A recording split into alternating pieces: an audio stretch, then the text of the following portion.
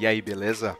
Então, essa é a nossa primeira videoaula de bases moleculares do organismo humano e vai ser uma aula em que a gente vai falar sobre química de carboidratos. Ou seja, a gente vai observar a estrutura química dos carboidratos do ponto de vista da química orgânica, vamos observar algumas peculiaridades desse tipo de estrutura e a gente vai utilizar todos os conhecimentos que a gente usou até agora, de classificação de grupos funcionais, e para rever esse assunto, a gente vai precisar resumir, então, os tipos de isômeros mais importantes que a gente tem em bioquímica, né, que foi a discussão que a gente teve no final da aula passada. Então, vamos relembrar aqui. A gente pode ter um tipo de isômero plano, que são os isômeros cis-trans, nos quais a gente tem dupla ligação com dois ligantes iguais, certo? Então, você pode ter dois tipos de conectividade diferentes para os átomos quando a gente tem dupla ligação. E a gente tem também os enantiômeros, né, que são um tipo de isômeros ópticos.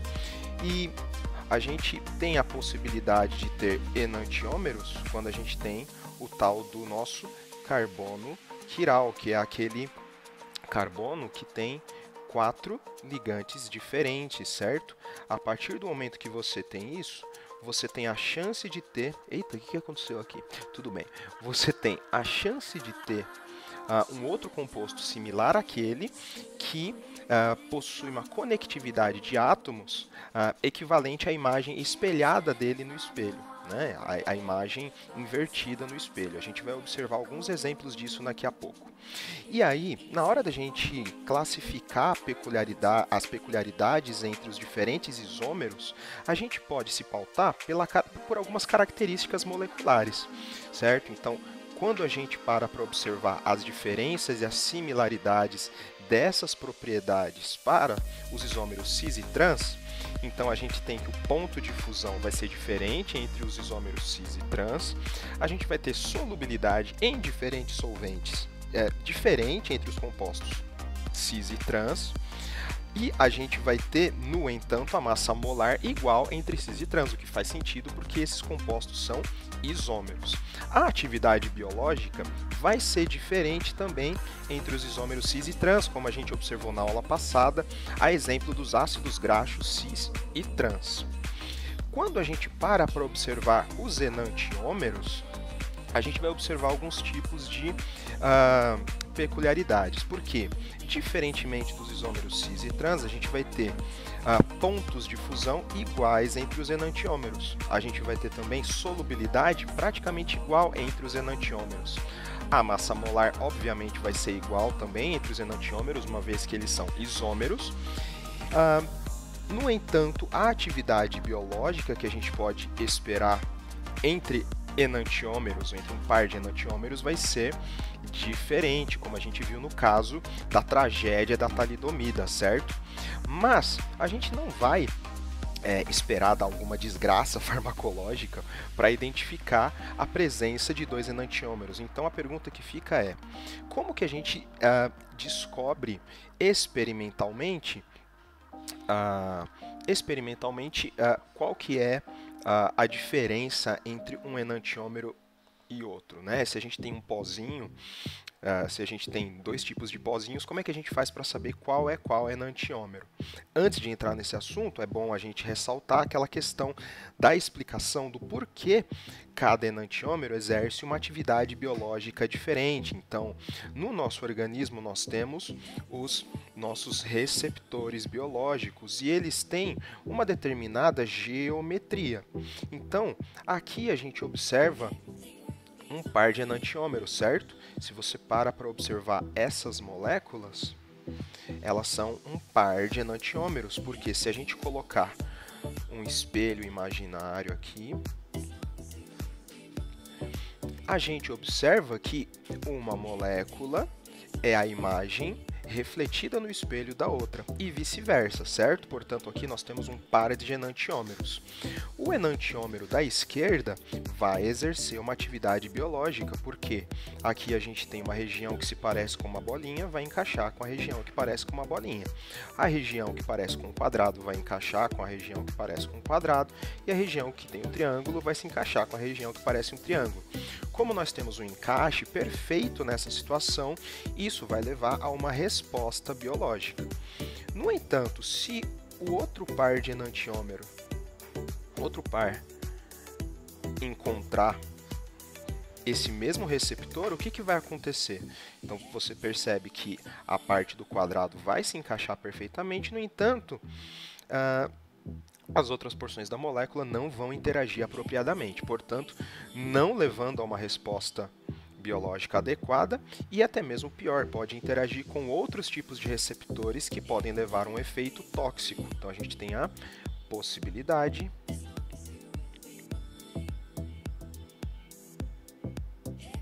de um efeito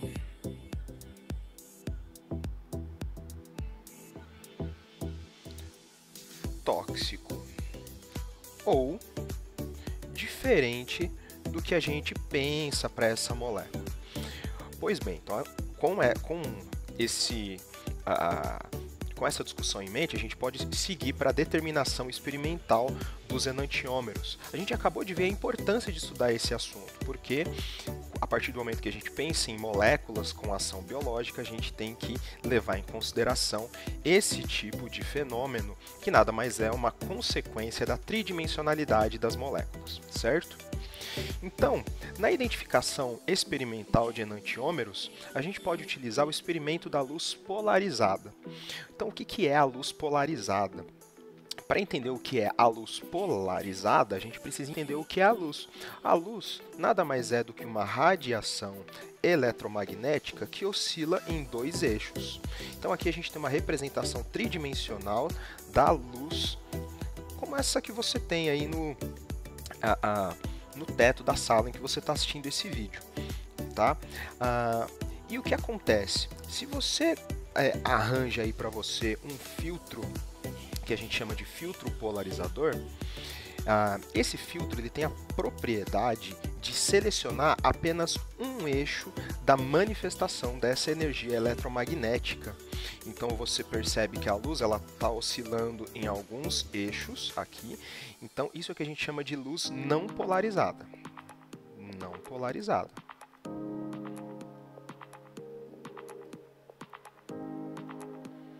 E a partir do momento que a luz passa pelo filtro polarizador, ela passa a ser uma luz polarizada. Aí você fala, mas qual que é a vantagem de eu estudar isso? Onde que a gente vai estudar isso em química? Calma.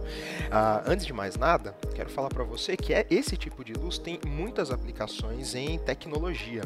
Uma das vantagens é que a luz polarizada ela tem uma resolução muito melhor para emissão de imagens do que os outros tipos de luzes, né, que são mais difusas. Portanto, quando você olha para a luz do seu celular, do seu tablet, ou em algumas telas de LCD, a gente está lidando com luz polarizada.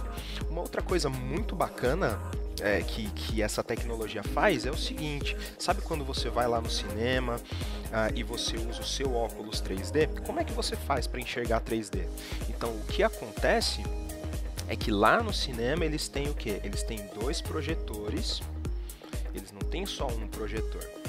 Um vai projetar uma luz polarizada de uma maneira na tela. Então aqui a gente imagina que a gente está olhando de cima, né? Então se essa aqui é a tela, então esse projetor vai estar projetando luz polarizada de um jeito e esse outro projetor projetará a luz polarizada na mesma tela, mas a luz ela vai ser polarizada de uma outra maneira.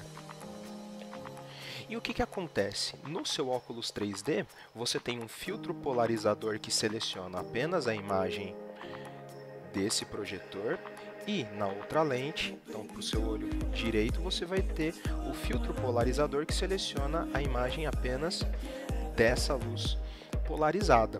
E aí você terá então uma imagem, você enxergará uma imagem diferente no seu olho esquerdo e outra imagem no seu olho direito, o que dá a ilusão da imagem 3D no cinema. Isso daqui é espetacular. E aí você pergunta, Fred, o que isso tem a ver com açúcares? Já vamos ver, jovens gafanhotos. Então o que acontece? Existe um experimento no qual você direciona a luz polarizada sobre uma solução do enantiômero que você quer distinguir, tá? E se aquela solução for de um enantiômero puro, a gente pode falar que essa é uma solução enantiomericamente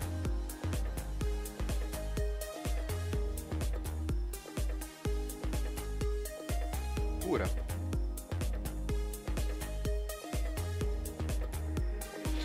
O que vai acontecer? Essa luz, ela vai ser rotacionada e você consegue enxergar isso através de um aparelho chamado polarímetro,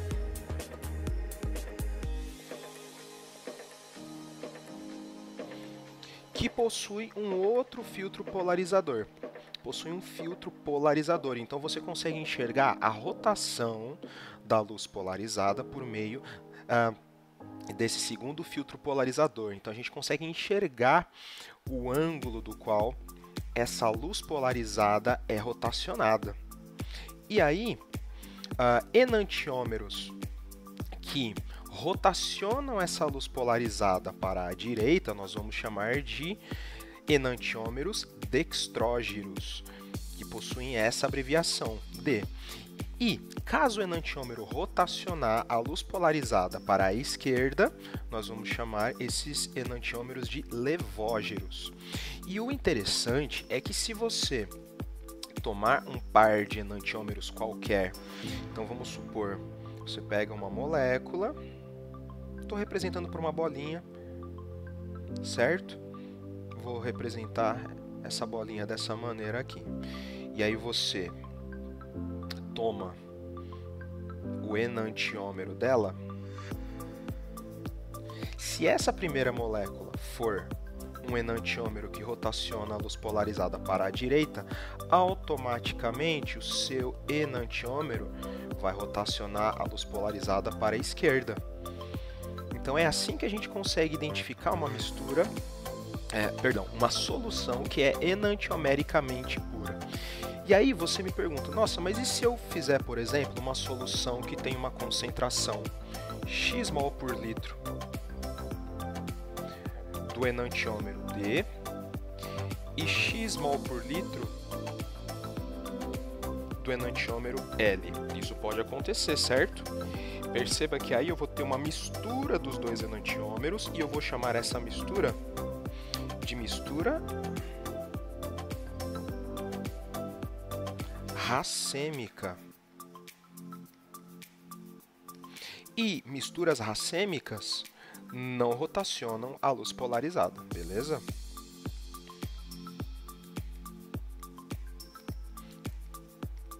Não rotaciona a luz polarizada. Aí você me pergunta por quê?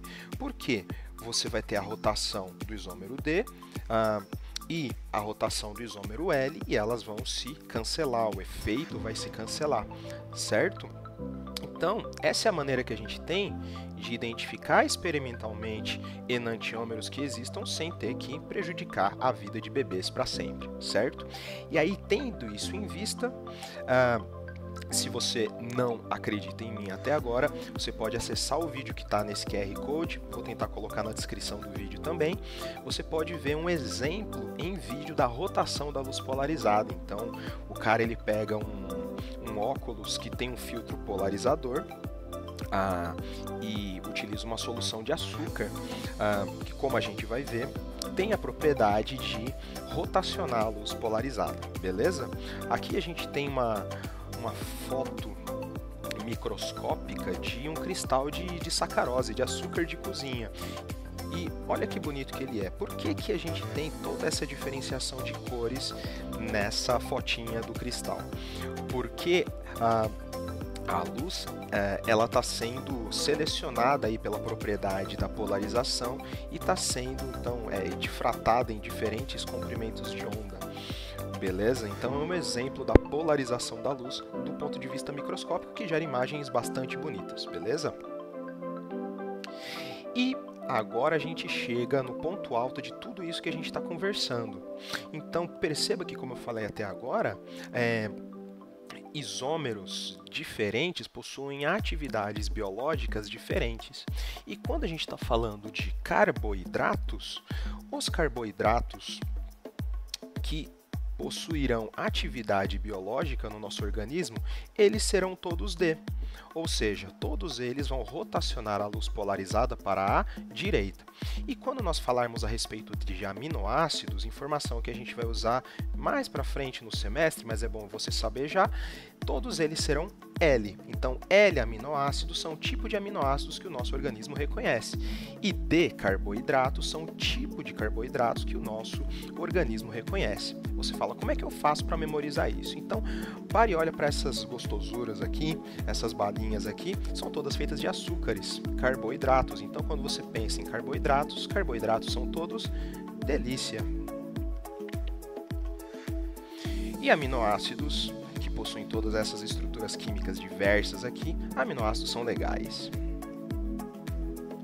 Eu sei que é besta, mas é assim que eu faço para decorar essas coisas também, beleza? Então, toda vez que você pensar em carboidratos, pelo menos no tipo de carboidrato que o nosso organismo reconhece, a gente vai pensar em enantiômeros do tipo D, ou compostos que possuem a propriedade de rotacionar a luz polarizada para a direita, beleza?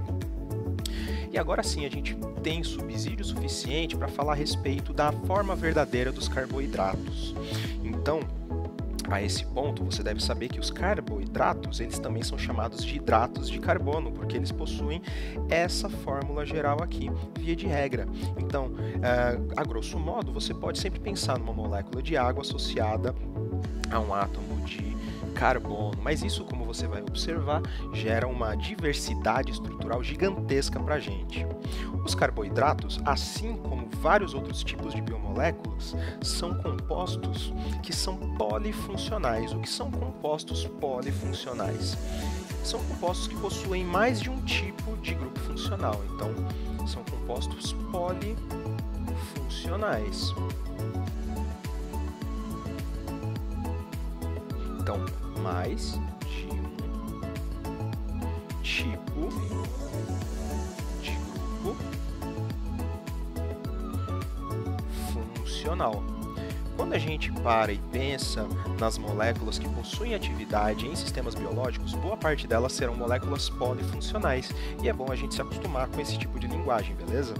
Então, quando a gente pensa em carboidratos, estaremos nos referindo mais especificamente a polihidroxialdeídos ou polihidroxicetonas. E quando a gente pensa em polihidroxi, o que a gente está pensando? Em mais de uma hidroxila, que também é chamado de grupo hidroxi.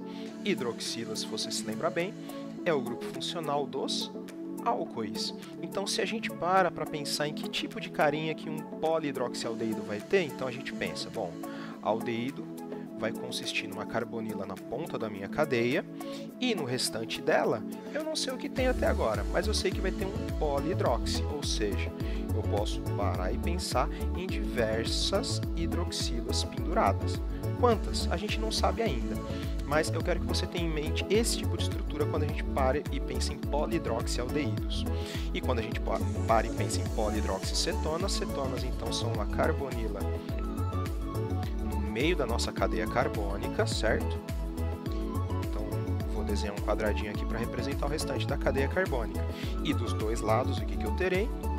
Várias hidroxilas, certo?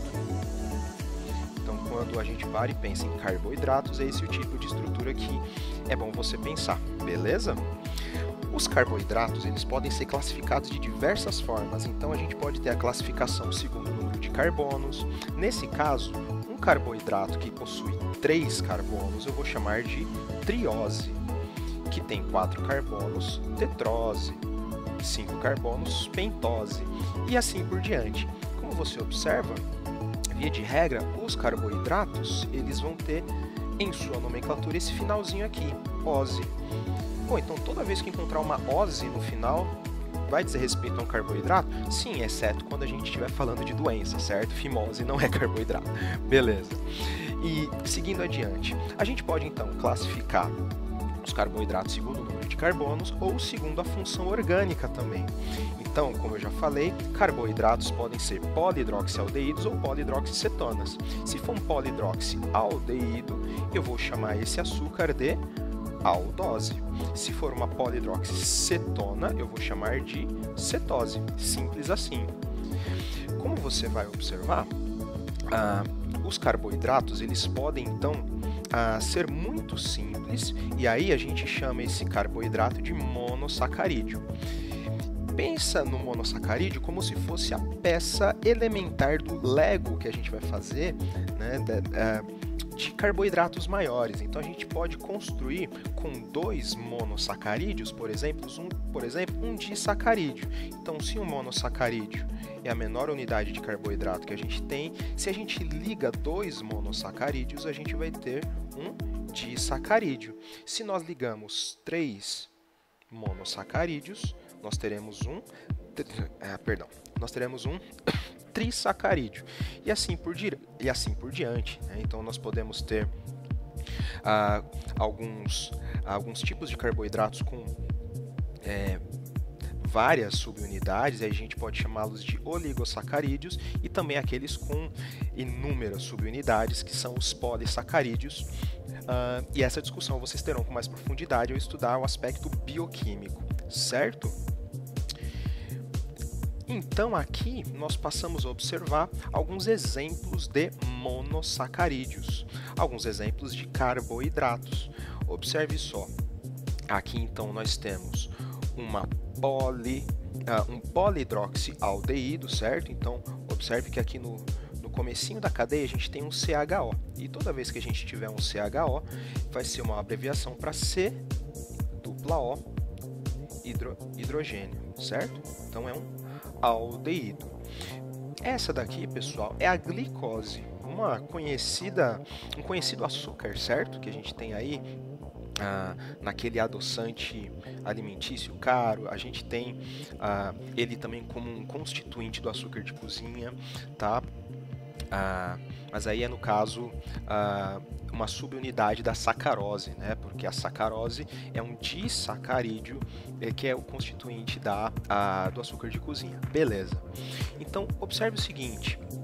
Aqui a gente tem então uma aldose, certo? Porque nós temos uma função orgânica aqui que denota um aldeído. Como nós temos 1, 2, 3, 4, 5, 6 carbonos, nós estamos nos referindo também a uma hexose. Toda vez que nós falamos de hexose, nós estamos falando de carboidratos que possuem 6 carbonos em sua estrutura. Então nós temos aldeído e nós temos diversas hidroxilas penduradas aqui ou inseridas nessa estrutura, beleza? Aqui nós temos um outro exemplo de açúcar, no caso a frutose.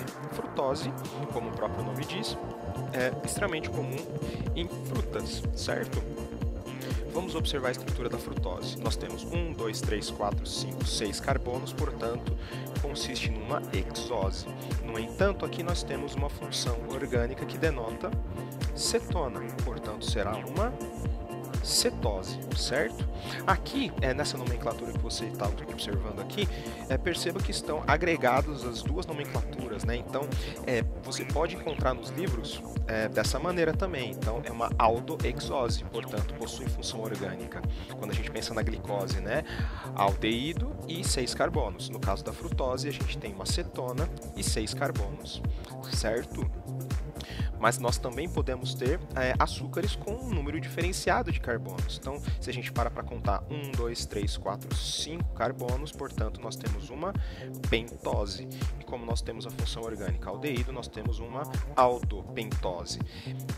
Esse açúcar é bastante importante, é a tal da ribose. É um dos açúcares presentes na estrutura do nosso código genético, né? Mais precisamente no RNA. Olha que interessante. Então, a partir do que a gente conversou agora, a gente sabe que carboidratos possuem tanto função energética, certo? Então, como a gente sabe que doces fornecem energia para a gente, como função estrutural, como é o caso do RNA, então uma função estrutural que carrega informação genética, certo? Pois bem, então tendo em vista toda aquela discussão que a gente teve anteriormente a respeito de isômeros, uma coisa que a gente vai observar é que todos esses carboidratos possuem mais de um carbono quiral, o que complica um pouco a nossa vida, certo? Então, se você para observar na estrutura da glicose, por exemplo, nós podemos observar que este carbono é um carbono quiral. O primeiro não é, certo? Porque ele tem essa estrutura aqui, não configura carbono quiral ou centro estereogênico.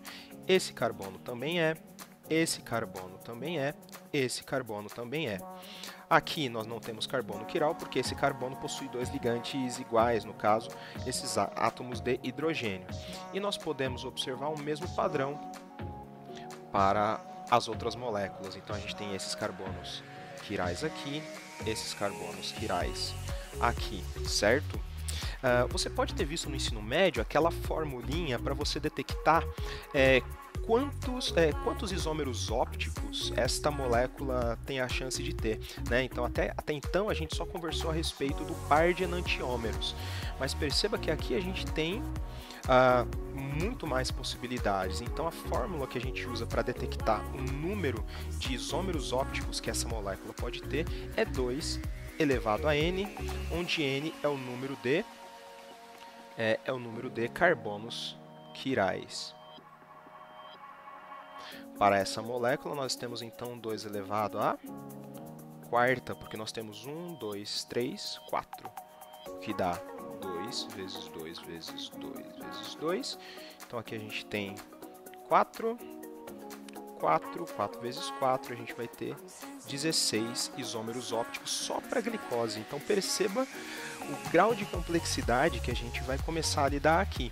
Mas esse grau de complexidade não pode assustar a gente, simplesmente porque a gente simplesmente sabe como lidar com esses casos agora. A gente já sabe detectar o carbono quiral e a gente já sabe enumerar quantos isômeros ópticos cada composto pode ter.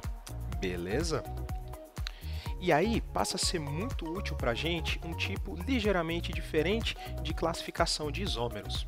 Então, se você está em dúvida sobre qual tipo de isômero você está se deparando, então, antes de mais nada, você identifica se você está comparando dois compostos de massa molecular igual, que é uma consequência deles terem a fórmula molecular igual. Então, se eles têm a mesma fórmula molecular, eles serão isômeros. Mas aí, qual tipo de isômero? Como você faz para saber? Bom, se eles possuem dupla ligação e pelo menos 2 ligantes diferentes, então você muito possivelmente está observando um caso de isomeria plana, isomeria do tipo cis-trans, beleza? E aí você vai observar que possui solubilidade diferente, vai possuir propriedades físico-químicas diferentes, atividades biológicas diferentes também. Agora, se os isômeros possuem pelo menos um carbono quiral, você está olhando para um caso de isomeria óptica. E agora você entende um pouco melhor por que se chama isômero óptico, porque a partir do momento que você tem um carbono quiral, você vai ter a propriedade na molécula de rotacionar a luz polarizada a partir de um ângulo de referência, beleza? Se desvia para a direita, a gente vai ter o isômero D destrógeno. Se desvia para a esquerda, L levógeno. Mas aí, como você observou, a gente pode ter o caso dos enantiômeros, certo? Então, se você tem um carbono quiral apenas, você tem o par de enantiômeros. Mas, no caso dos carboidratos, a gente pode ter um tipo a mais de complicação. Então, se o teu composto possuir mais de um carbono quiral e um não for a imagem especular do outro, que é uma coisa que vai poder acontecer, aí você tem um caso de diastereoisômeros. Meu Deus do céu, para que isso? Porque ocorre o seguinte, pessoal, quando você tem um par de enantiômeros, o ponto de fusão vai ser igual, a solubilidade vai ser igual, mas a atividade biológica vai ser diferente. Mas entre diastereoisômeros, que é o caso de você ter mais de um carbono quiral, e aí você passa a ter a chance de um não ser a imagem especular do outro, esses diastereoisômeros vão possuir ponto de fusão e solubilidade diferentes também.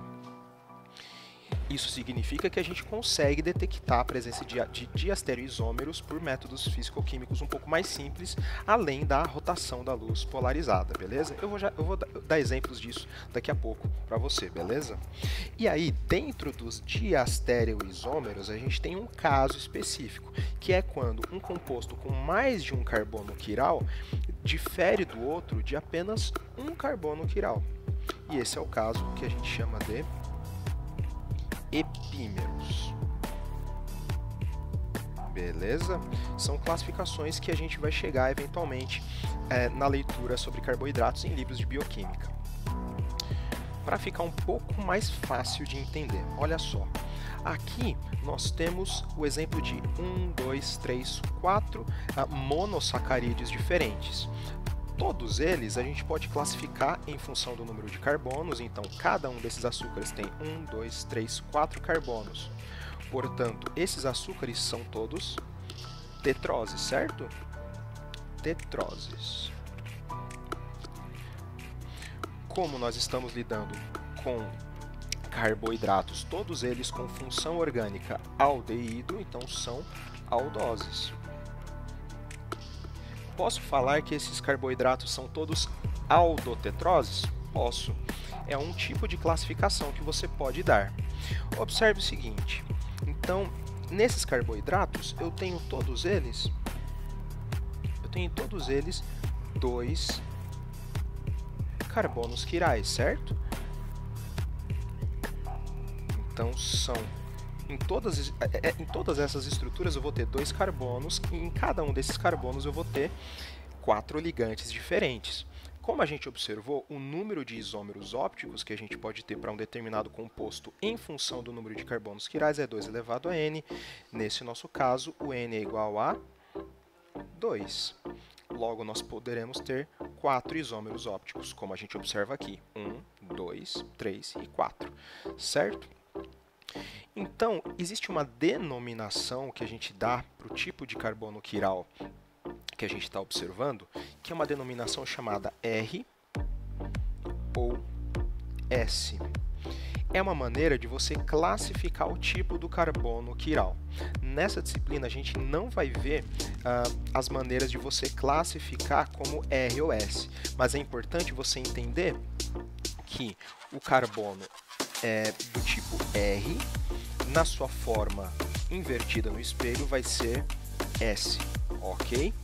Então perceba que a gente tem 4 possibilidades aqui de conectividade para esses carbonos quirais.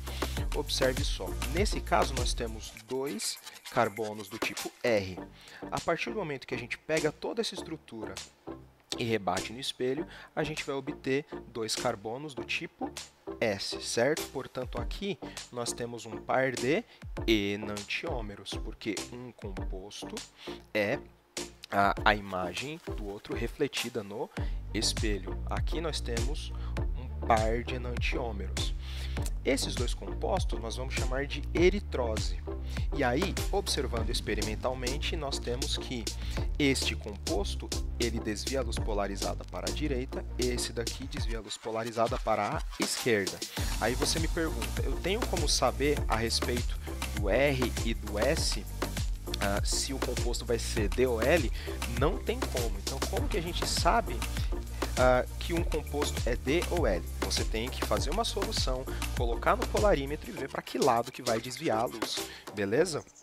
Uma outra classificação que a gente pode observar é essa menos e mais, que nada mais é do que uma equivalência dessa nomenclatura D e L.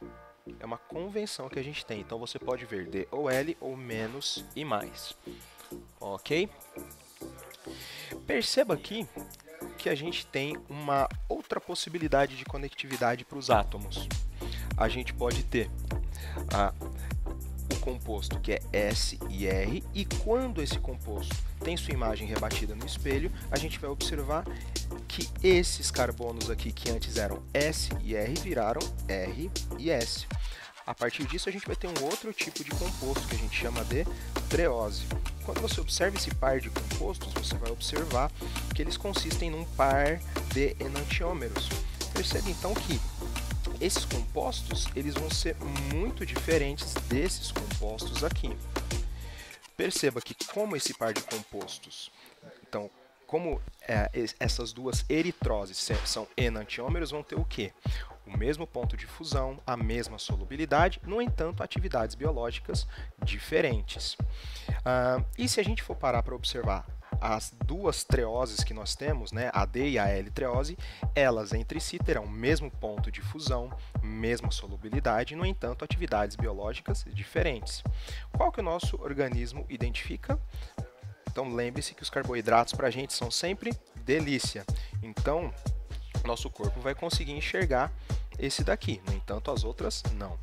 Mas se a gente para comparar a eritrose com a treose, então esses dois pares, a gente vai observar que entre eles, apesar de serem isômeros ópticos entre si, eles possuirão uma propriedade de solubilidade, ponto de fusão diferente. A gente não pode falar, por exemplo, que a D-eritrose é um enantiômero da D-treose. Por quê? Porque olha só o que acontece.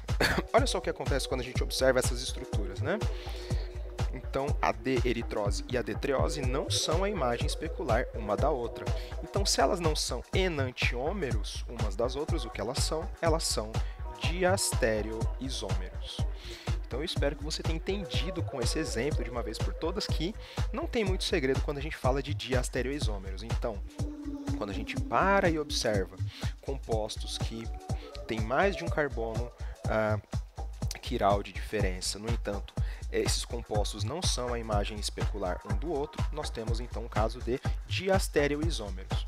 Nós temos um caso especial também de diastereoisômeros, que é quando um composto difere de apenas um carbono quiral do outro. Então, observe só o que a gente tem aqui.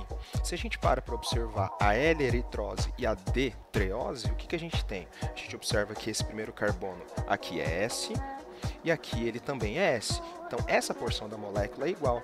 Mas a porção de baixo, a gente tem o quê? S na eritrose e R na treose. Portanto, eles estão diferindo de apenas um carbono quiral. Portanto, esse par de compostos eu vou chamar de epímeros, assim como esse outro par de compostos eu vou chamar de epímeros, certo? Se você olhar com um pouco mais de cuidado nessa figura, você pode identificar outros pares de epímeros, mas aí a gente conversa sobre isso na aula, beleza? Essa é uma das habilidades que você tem que ter quando vai avaliar a estrutura de algum carboidrato, beleza? E aí, a seguir eu tenho alguns slides que mostram alguns dos carboidratos mais famosos que a gente pode encontrar aí na nossa vida científica. Perceba que, dentre as D-aldoses, a mais simples que a gente pode obter é essa com 1, 2, 3 carbonos, que é o D mais gliceraldeído, beleza? Então, o que acontece? A gente tem 3 carbonos, que é o mínimo que a gente tem